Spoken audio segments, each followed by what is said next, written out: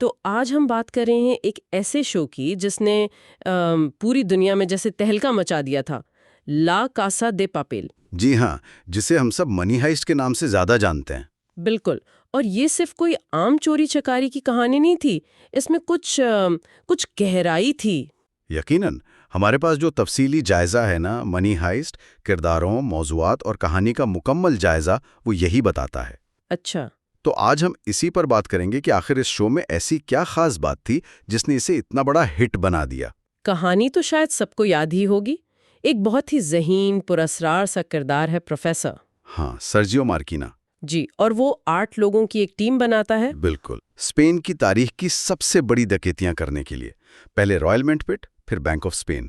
لیکن یہ جائزہ کہتا ہے کہ اصل جادو وہ کہانی سے زیادہ کرداروں میں ہے، ان کی گہرائی، ان کی اخلاقی پیچیدگیاں اور ان کا آپس کا رشتہ جو ٹیم کا ایک خاندان کی طرح بن جانا ہے۔ ہاں، یہ بہت اہم نکتہ ہے۔ اور پروفیسر وہ صرف ایک ماسٹر مائنڈ نہیں ہے۔ نہیں، بالکل نہیں۔ یہ جائزہ اسے ایک نظریاتی رہنما کے طور پر بھی دیکھتا ہے۔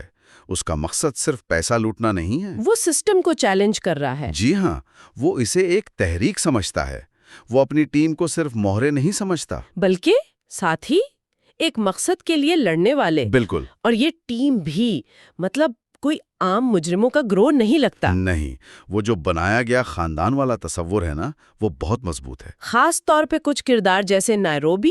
اوہو، نیروبی، آگاتا جامینز، اسے تو گروپ کا دل کہا جاتا ہے۔ ہاں، اس کی ہمدردی، اس کی لیڈرشپ کوالٹیز وہ ٹیم کو جوڑ کر رکھتی تھی۔ بالکل، اور پھر ماسکو جیسے کردار ہیں، آگسٹن راموس، جو ڈینور کے والد بھی ہیں۔ جی، اور ٹیم کے لیے بھی ایک باپ جیسی شخصیت، ان کا آپس کا رشتہ، اور پھر ماسکو کی موت۔ او ہاں، وہ بہت جذباتی لمحہ تھا۔ وہ اس خاندانی بندھن کی گہرائی دکھاتا ہے۔ اسی طرح ہیلسنکی اور اوزلو ہیں۔ طاقتور لیکن اندر سے نرم دل اور وفادار۔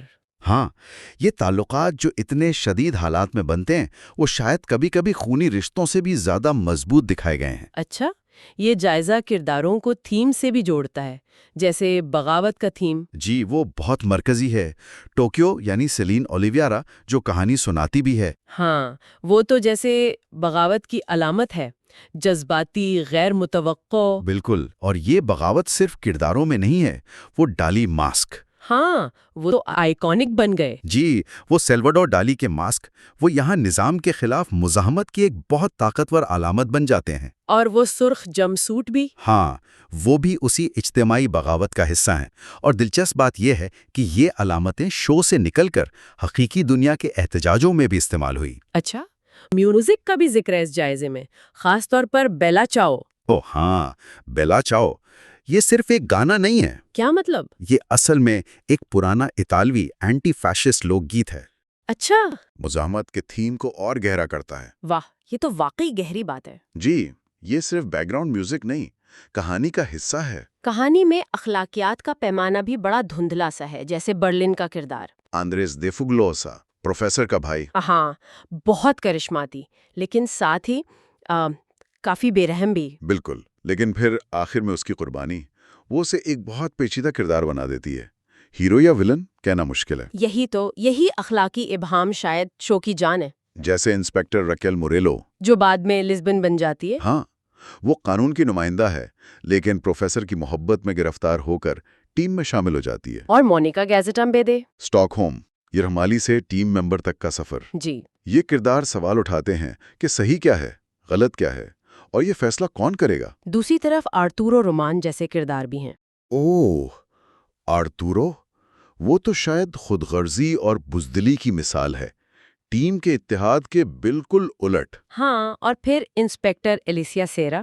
وہ بھی ایک دلچسپ کردار ہے، شروع میں بے رحم مخالف، لیکن بعد میں حالات اسے بھی بدل دیتے ہیں۔ یہ سب کردار کہانی کو سادہ بلیک اینڈ وائٹ نہیں رہنے دیتے۔ بالکل، اور یہی چیز میرے خیال میں ناظرین کو جوڑے رکھتی ہے۔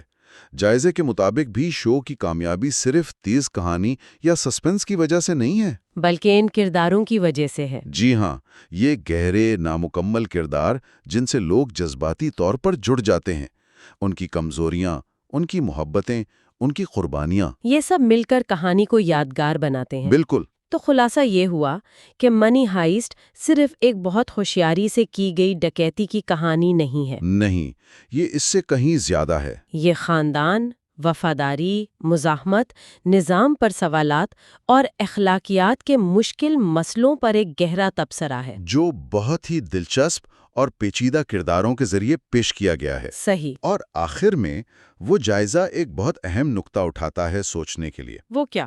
کہ شو ہمیں یہ سوچنے پر مجبور کرتا ہے کہ اصل مجرم کون ہے؟ کیا یہ کردار جو بینک لوٹ رہے ہیں؟ یا پھر وہ سماجی اور معاشی نظام جو شاید روزانہ لاکھوں لوگوں کو لوٹ رہا ہے؟ بالکل۔ اور جب ڈالی ماسک جیسی افسانوی علامتیں حقیقی دنیا میں مزاحمت کا چہرہ بن جائیں؟ تو اس کا کیا مطلب ہے؟ آرٹ اور حقیقت کے تعلق کے بارے میں یہ کیا کہتا ہے؟ جی، یہ ایک سوال ہے جس پر غور کیا جا سکتا ہے۔